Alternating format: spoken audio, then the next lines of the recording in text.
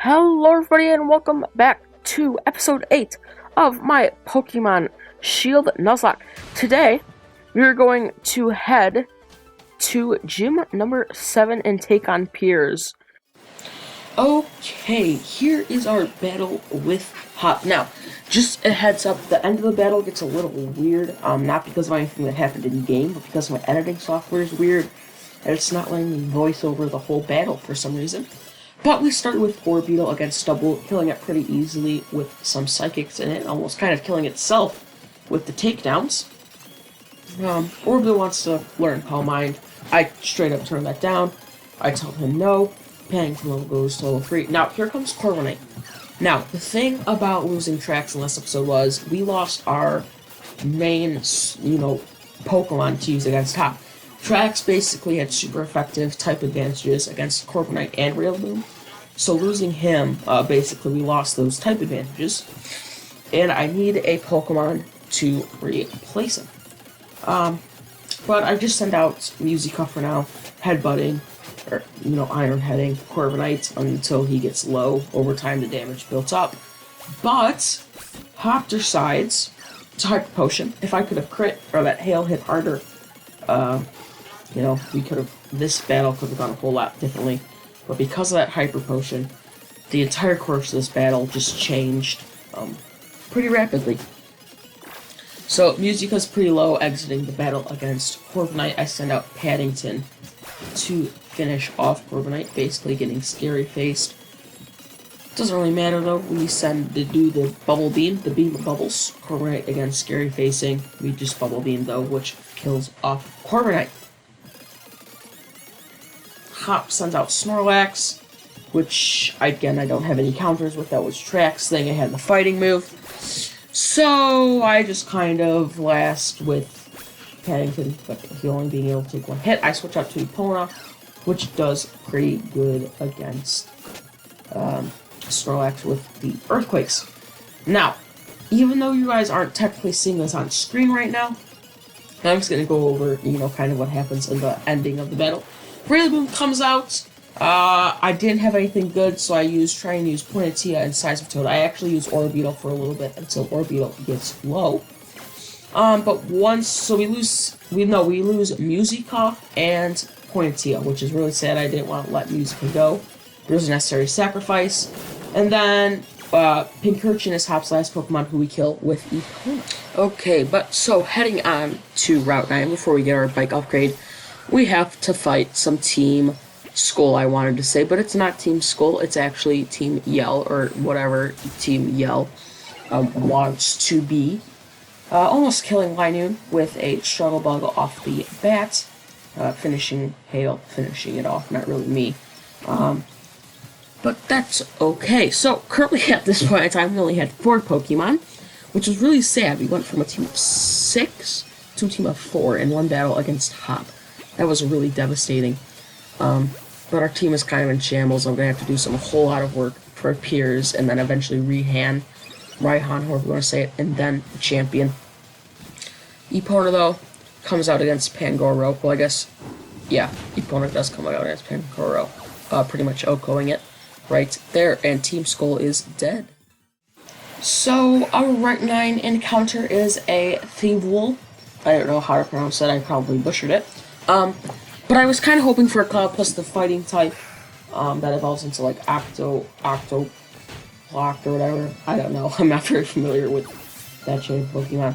I just decided to Great Ball this thing, because I know that if I tried to attack it, I would kill it. But the Great Ball works, and Thievul is added to our party, being our 5th member to the team.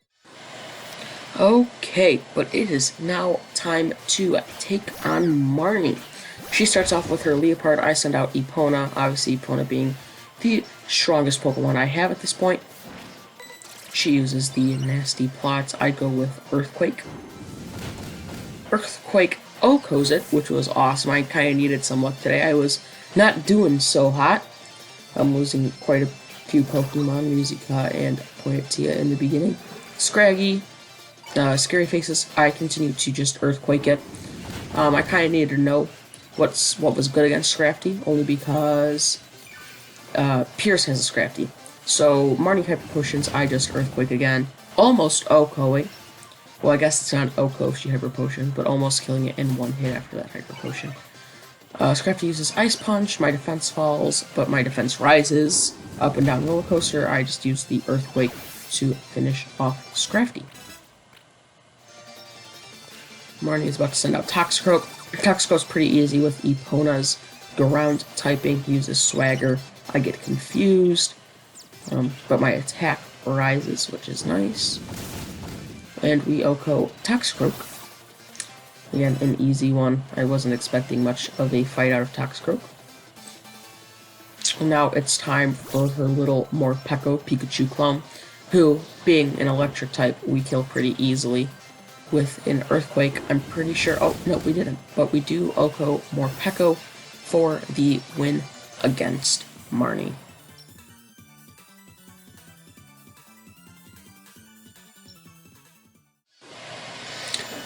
Okay, with Marnie out of the way, it is time to take on Piers. Piers was a long, but not very bad, per se, gym battle. It's been a while since I made this episode, but I don't believe we lose anybody. If we do, it'll be a surprise to me, just as much as it is to you. Scrafty does do a whole lot of sand attacks, though, which sucks, because my Earthquake only does about close to half. But as he keeps sand attacking me, he is able to avoid attacks. And I didn't want to use all my Earthquakes because there were, Pokemon later I wanted to ensure I could use against Earthquakes with. We do Earthquake Scrafty though, almost killing it. Thankfully these two Earthquakes hit, or else we might have been in a worse situation that we already were in today's episode. But so Scrafty down, we switch into Einstein to counter Malamar. Malamar being dark, we use our bug typing, almost OHKOing it, it's left with 1 HP. It uses Payback, which scared me a whole lot, because I'm like, this is going to do a ton of damage. Thankfully, though, Orbeetle hung on. I was thinking about switching, I didn't know, but I just decided to go for it, and it paid off successfully. So I didn't know who to switch in here for.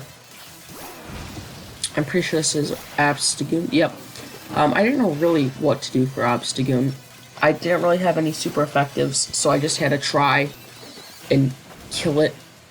Not a ton I could really do. It comes into a whole lot of countering to actually end up killing it.